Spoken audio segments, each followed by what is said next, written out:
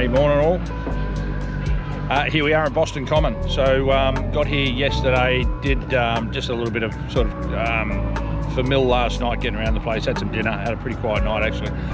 But today we're here in Boston Common. We're going to follow the Freedom Trail, which is it's about a 2.5 mile historical leg with about 15 or 16 locations of significance along the way. So we'll try and give you as much of a rundown on them as we can as we go. But yeah, looking forward to it. Other than that, we're going to have a pretty quiet day. We'll head to New York tomorrow, so we'll take it pretty easy today. But yeah, so that's what we're in for. Yeah, and along the way, we're going to stop at Quincy's Market, which isn't one of the stops, but hoping to get a lobster roll finally. And also we're going to grab some cannoli when we're in the Italian area, so should get some deliciousness to support us on our long, not that long, walk. Should be fun. So when in Boston, be Bostonian. Okay, see ya. Yeah. Hey, fun fact about this park. Pub trivia. Yeah, this is the oldest public park in North America. So, I kind of thought maybe it would be an imitation of Central Park, but actually, I suppose Central Park is an imitation of this park, which is really, really cool fact. There you go. So yeah, oldest public park, been around since the 1600s or something or other. So yeah, there you go.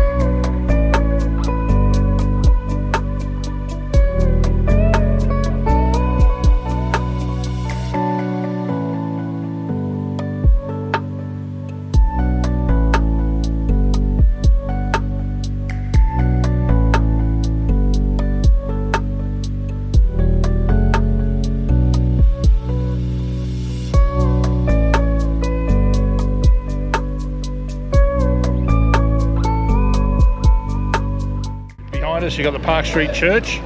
So one of the key things about this was that the spire on the church, which is over 200 feet tall, was used as a landmark for people who were coming into Boston back in the day. So they used to use that as a point to travel to. So there you go, more pub trivia.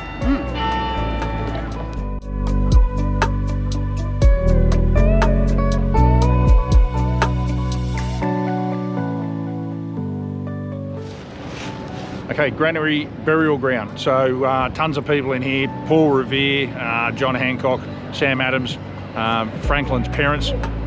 Been here since 16 something or other. So anyway, one of the oldest cemeteries in America. There you go.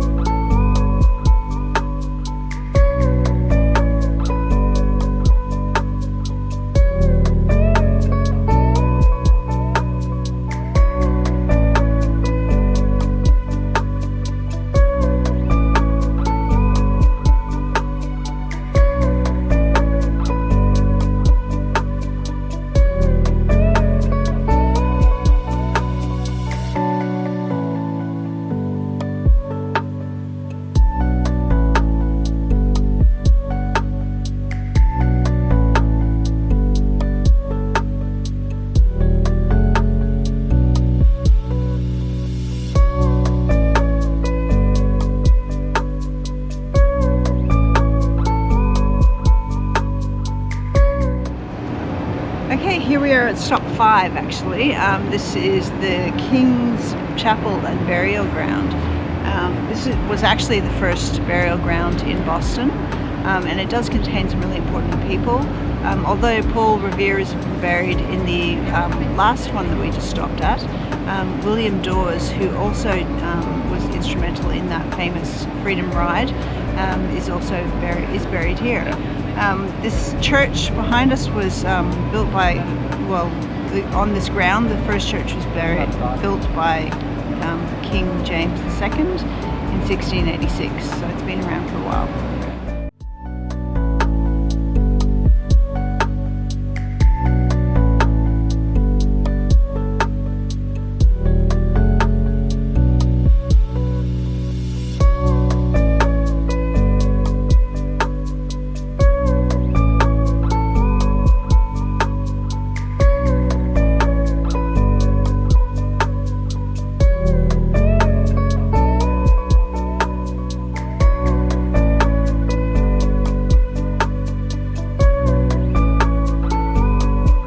Behind us here you've got a building with City Hall embossed on it. You've also got the statue of Benjamin Franklin. So this was the first public school in the US.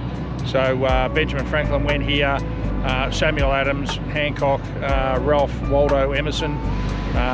Emerson? It was Emerson, yeah. So they all went here. Now the school's no longer here, it's been moved elsewhere, but still functioning. And in fact they still require 4 years of Latin at that school, so yeah, a bit of a... And girls were first admitted in 1972. Pesky girls. So there you go. So here we are, we're at stop 8, the Old South Meeting House. This is where the Boston Tea Party actually began, when a group of people, a horde of protesters met to agree that they didn't want to pay taxes on tea anymore. That's enough. Hey, there's also a very good memorial here to the Irish refugees from the famine. So I'll put some photos and a little bit of video of that in as well here around this stop. And I just remember what I was going to say actually. Okay, so after that, when the British actually occupied Boston for about a year, they basically desecrated this building by using it as stables. So it's got a long and interesting history, this one. There you go.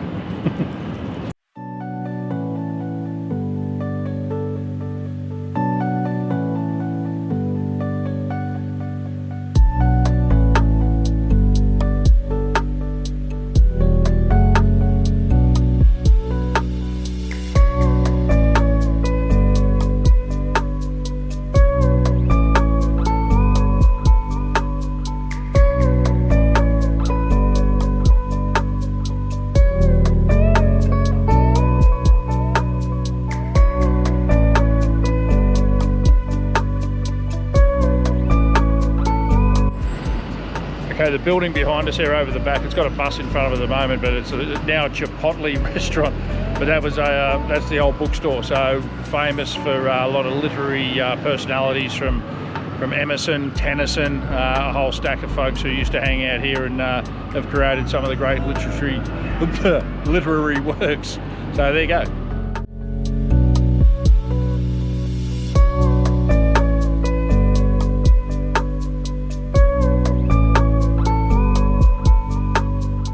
Okay, here behind us we've got the old state building, built in 1713, oldest surviving public building in Boston, and also site of the Boston Massacre.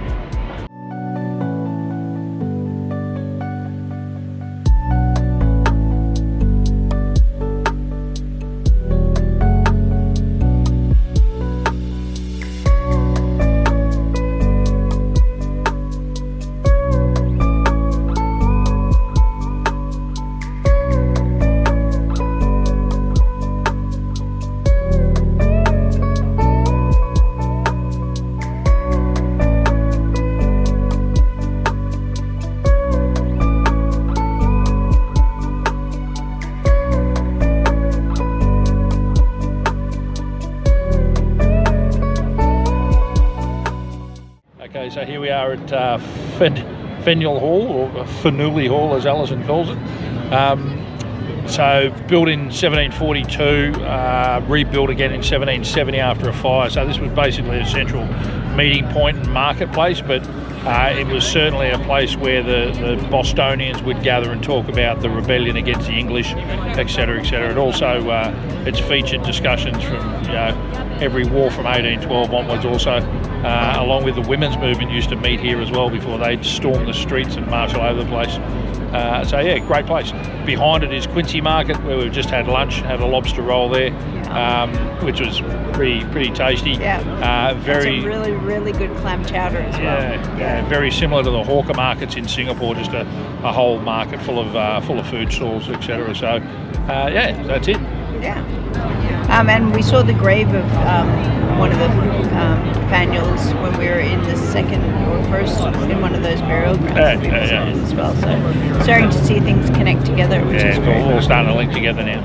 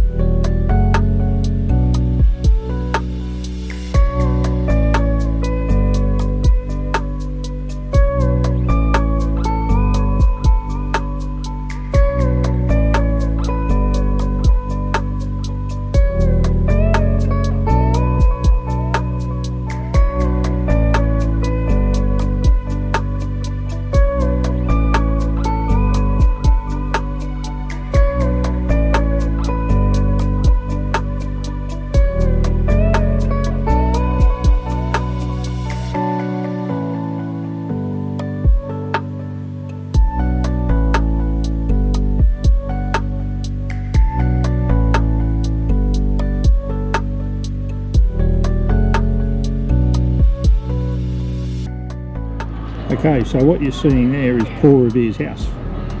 So currently the oldest remaining home in Boston, and one of the places where he and his 16 children lived. So Paul Revere, 2 wives, 16 children, and a mother-in-law. Up to 8 of those 16 children all lived in this house with him at any one point in time. Currently a museum. And this house was built around 1680. Yeah, built in 1680. So yeah, it's seen a few years.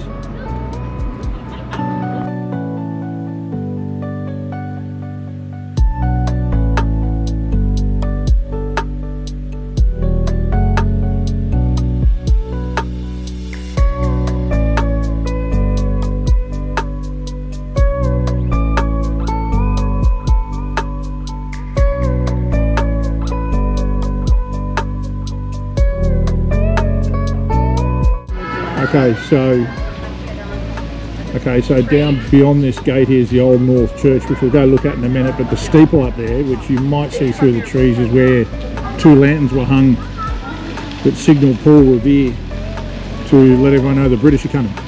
So here next to the Old North Church now is the Paul Revere Mall, and you can see down beyond the fountain the statue of Paul Revere on his horse, right next to what is St. Stephen's Church there, I believe. So lovely little area. Some really wonderful plaques with interesting stories about the men and women who made this country great. It was a liberal country informed by democratic ideals, revolutionary and thoughtful.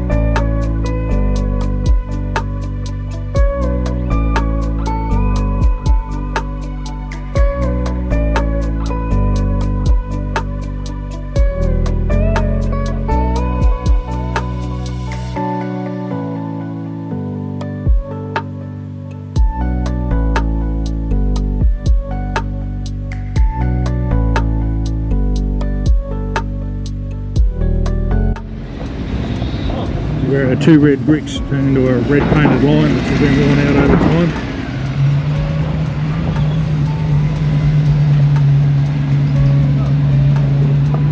crossing over the Charleston Bridge now and heading over, as you can see it, to the monument at the Battle of Bunker Hill, the big obelisk over there.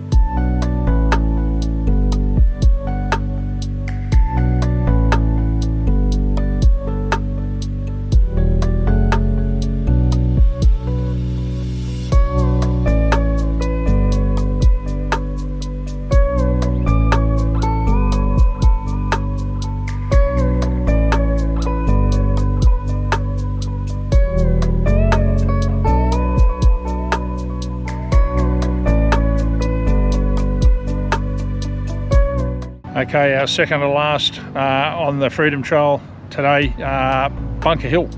So this battle was fought, it was one of the bloodiest battles of the war, 1775, June 17, 1775. And this is where the famous saying, "Don't shoot until you see the whites of their eyes," came from.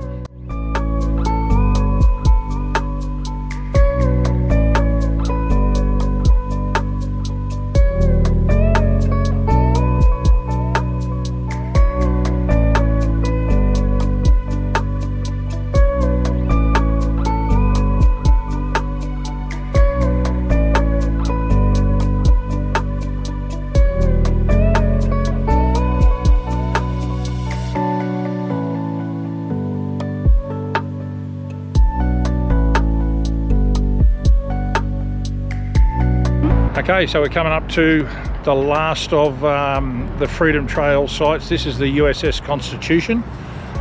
So Old Ironside, as it was called. Still manned by US Navy personnel. It's actually still listed as a crewed ship. So it's actually the oldest naval vessel still currently manned in the world. And certainly probably a pretty plush posting, I'd imagine. Yeah. But anyway, we'll show you around.